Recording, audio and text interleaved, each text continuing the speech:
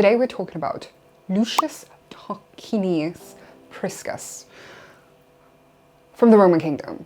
We never talk about the Roman kingdom on this channel, but that's changing from now on in. So let's talk about the man who betrothed his Etruscan influence over the Roman kingdom and created such an incredible civilization, because he's literally sparked civilization in Rome, that even Cicero was talking about it. Hi, my name is Moray. Welcome to Moray's Muse. This is an anti-AI generated history channel. Let's get into the biography of Mr. Lucius Tarquinius Priscus. So before we get into the biography of our subject today, we're going to talk about what the Roman kingdom really was before the Republic and the Empire came to fruition. The constitutional structure of the early Roman kingdom, Regnum Romanium, 753 BCE to 509 BCE. Unlike contemporary monarchies in like Greece or the Near East, Rome back then was an elective kingdom. While the king, the Rex, had most of the power, he relied on the election of the popular assembly. And before Tarquinius I came in, Rome had been ruled by 4 different monarchs, starting with the famous Romulus from the Romulus and Remus myth, so it really goes back. So first of all, we had the legendary Romulus, very, very well known. Romulus starts Rome on Palatine Hill. Then you had Numa Pompilius, who was very religious compared to Romulus, who was very militant. Numa starts to create priesthoods, Vestal Virgins are created. We haven't done a video on the Vestal Virgins, and my God, I really want to do one. You have the Sali, the Pontifex Maximus, and the calendar of civic time started to align with religious duties. So the calendar got changed under Numa. And then we have Tullus Hostilius, and they prioritized military conquest over civilian life. So yeah, that went how that went. And they destroyed the Alba Longa. Finally, we have Ancus Marcius. And Ancus Marcius synthesized the values of Romulus with the religious organization of Numa. They constructed the first wooden bridge over the Tiber. So those are the past 4 monarchs before the Tarquinian dynasty came in. The birth of Lucius Tarquinius Priscus. Okay, so according to Livy, I think it's Dionysius of Halicarnassus, and Cicero, Tarquinius Priscus' ancestry takes its way back to Greece, and Tarquinius had a Greek dad. Demaratus of Corinth was a Dorian nobleman, and his family had ruled in the Greek polis of Corinth, and Corinth faces a coup. Tarquinius' father has to leave. Tarquinius' father moves to an Etruscan city, and Tarquinius' father brings so much Greek culture with him to this Etruscan city. You can see that his father has brought stuff like Corinthian ceramics, Greek literacy and techniques to Etruria. And there's a Hellenization of Etruscan material happening. Tarquinius' father marries an Etruscan noblewoman. That is Tarquinius' mother. And this produces 2 kids, Aruns and Lucumo. Right? And Lucumo was Tarquinius' original name. Aruns has no heir. Actually, apparently Aruns did have a wife who was pregnant, but Aruns dies and doesn't know. Tarquinius' father leaves all the money to Tarquinius. And Tarquinius' brother's pregnant wife gives birth to a child who is broke and destitute, whilst Tarquinius, or then Lucumo, gets all the bang. Tarquinius is the most wealthy man in Etruria. Etruscan society in the 7th century BCE was very, very tight-knit and very like elitist. Shockingly, I mean, that's how the Etruscans became the Romans, right? So like, duh, of course they were elitist, they got that habit. Tarquinius was the son of, guess what? You can probably guess the politics. Why was Tarquinius kind of hated? Because he was the son of an immigrant.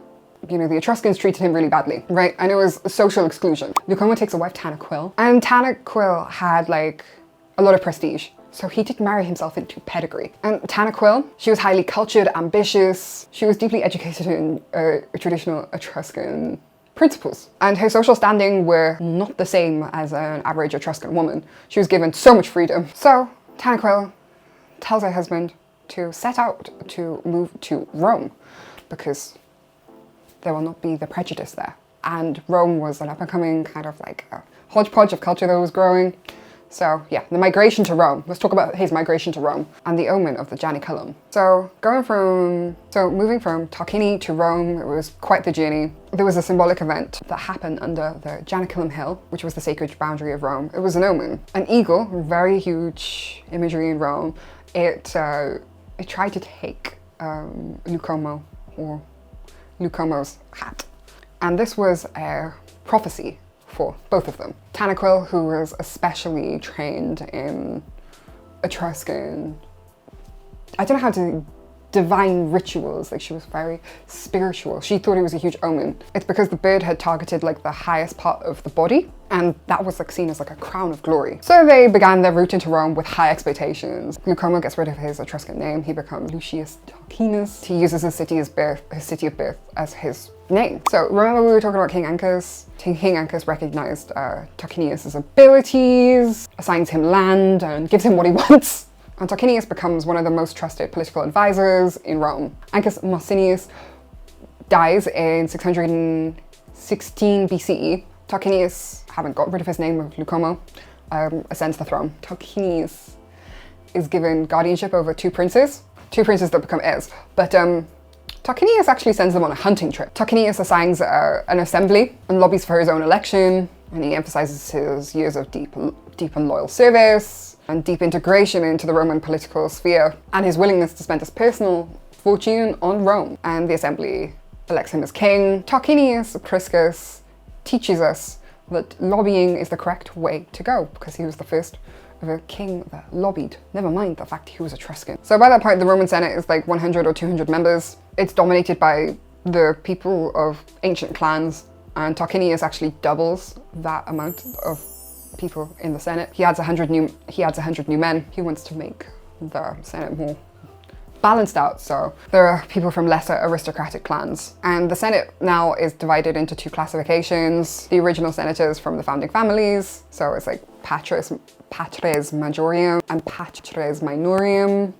Going to Latin school in 2 weeks, I'm going to learn how to be able to say all of these words properly. Patres majorium is the people from the older aristocratic clans, and then patres minorum is like the new money. And Tarquinius did this because he wanted a new block of loyalists and people to follow him. Tarquinius boosted Rome's military strength, and he doubles the size of the army. He adds 3 new centuries. This does create a constitutional crisis, however, and people are arguing the last person who did this was Romulus, and people want to keep Romulus's system because a lot of the Romans thought you needed like divine approval for everything, and there was beef, and there was a problem.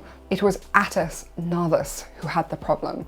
Basically, what ended up happening, there was like no divine prophecy, so it challenged for it. Tarquinius did a compromise. Instead of creating 3 new centuries, he expands the original army built by Romulus, if that makes sense. So he doesn't change the name of the new centuries, he just expands Romulus's old one, but that still bolsters the military. So it does the job, because the Romulan names are sacred.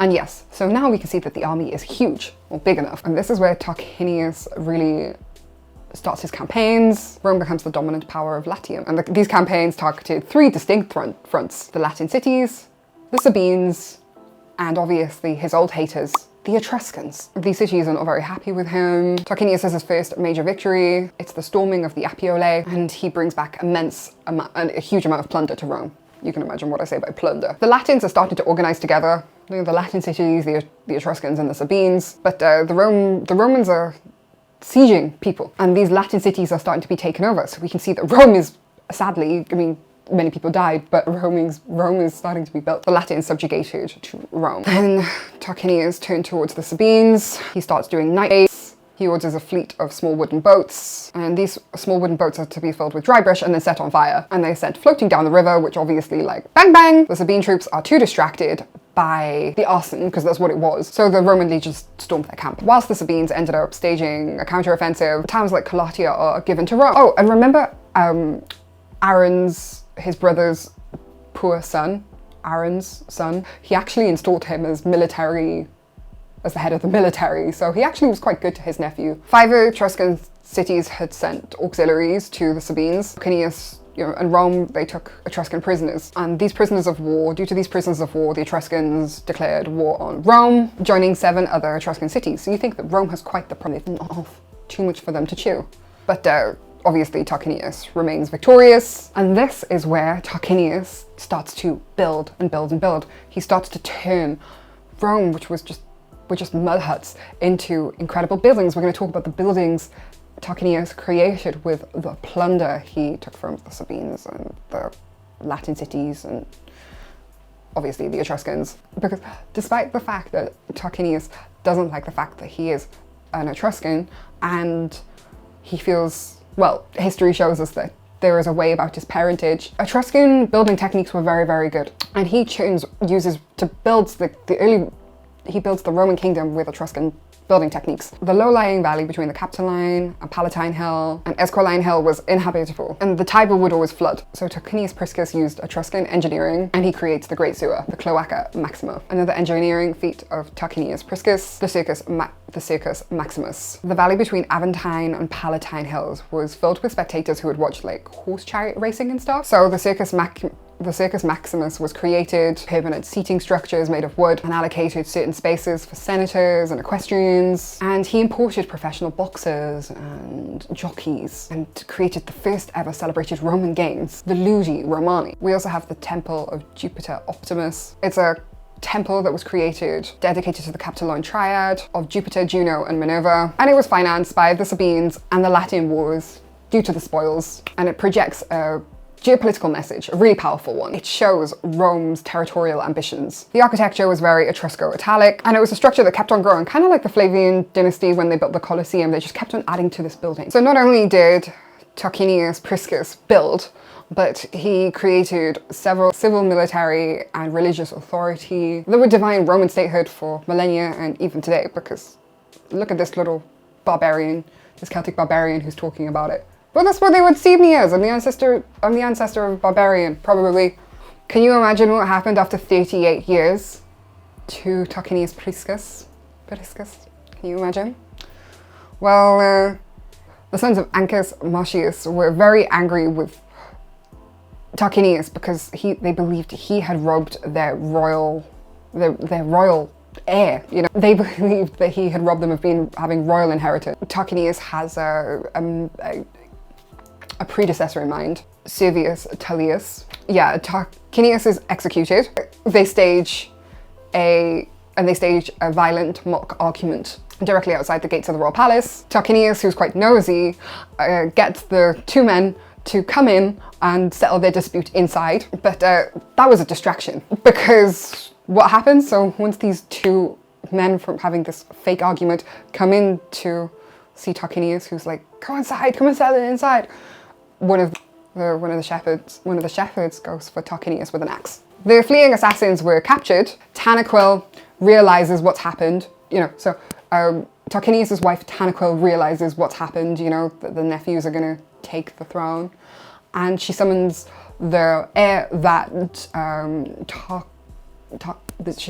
Tarquinius really wanted, which was Servius, and Servius gets put on the throne whilst Tarquinius is laying on his deathbed. The nephews actually go into permanent exile because their plot had failed, because Tanaquil realized what was happening, and Tarquinius' true heir got put on the throne. That's the start of the Etruscan dynasty of Rome, you know, the Tarquins. That's the Tarquin dynasty. That's the start of the Tarquin dynasty in Rome. And Tarquinius did not like being an Etruscan, but he certainly borrowed, whilst he pillaged their cities, he borrowed a lot of their art, didn't he, to create the start of the Roman kingdom. I really like your comments I really like reading your comments every morning, so you should like and subscribe. Bye.